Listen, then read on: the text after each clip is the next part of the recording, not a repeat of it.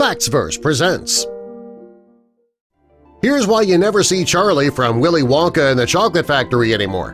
In 1971, Willy Wonka and the Chocolate Factory was one of the most popular movies. It's the story of a young boy named Charlie Bucket who was very poor. He lived with his parents and his grandparents, and they barely had enough money to get by.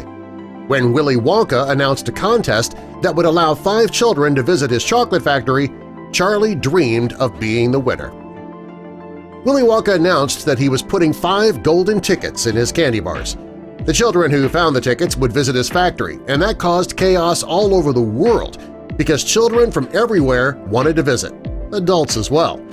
The first 4 winners were Augustus Gloop from Germany, Veruca Salt from the UK, Mike TV from Arizona, and Violet Beauregard from Montana. When the last ticket was found, Charlie realized he would never get to visit the factory. When it turned out, though, that the ticket was counterfeit, Charlie found money on the street and he bought a candy bar that contained the 5th winning golden ticket. Charlie and his grandfather, a war veteran who had not walked in 20 years, went to the factory. Each of the children was spoiled and selfish, and one by one they broke the rules that they agreed to when they came in. As the rules were broken, bad things happened, and the children were forced to stop the tour. Charlie was the last child standing. He and his grandfather had broken the rules, but somehow they managed to escape tragedy just in time. The reason Willy Wonka invited children to his factory was to choose one to inherit the factory from him. Charlie was the one, and his family was set for life. The boy who landed the role of Charlie Bucket was 12-year-old Peter Ostrum. Peter was born in Texas in 1957. When his family moved to Cleveland, he joined a performance company there, and it was at the Cleveland Playhouse Children's Theater where he was discovered. The film's producers took a Polaroid of him and they used a tape recorder to record him reading from Roald Dahl's book, which the movie is based upon. They told Peter that they'd call him if they were interested.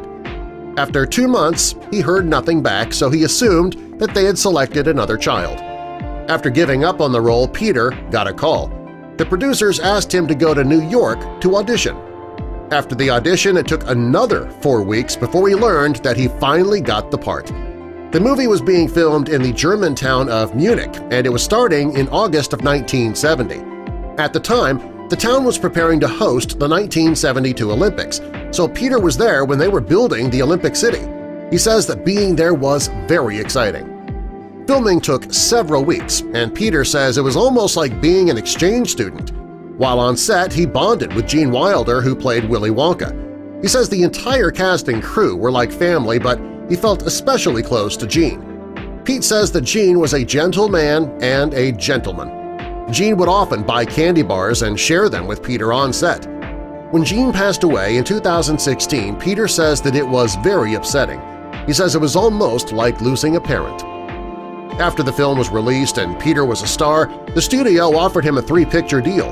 He says most people believe that acting is a glamorous job, but it is a difficult job. By the time Peter was offered the deal, he'd already found a new passion. He decided to work toward his dream job and keep acting as a backup plan. That's the opposite of what most actors do.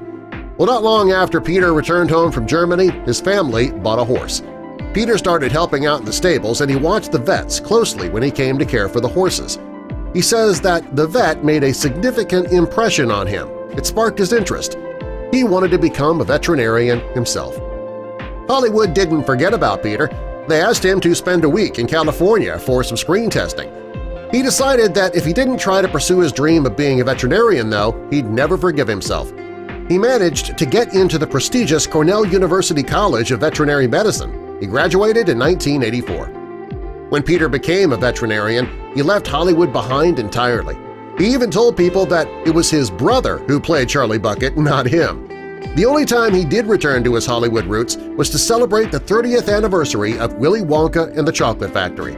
He got together with his former co-stars, and they all talked about the movie together and did some press. Peter then returned home to his veterinary practice. That's why you never see Charlie from Willy Wonka and the Chocolate Factory on any more films. I'm happy for him, though. He got his dream job, and isn't that what we all want? Subscribe for more!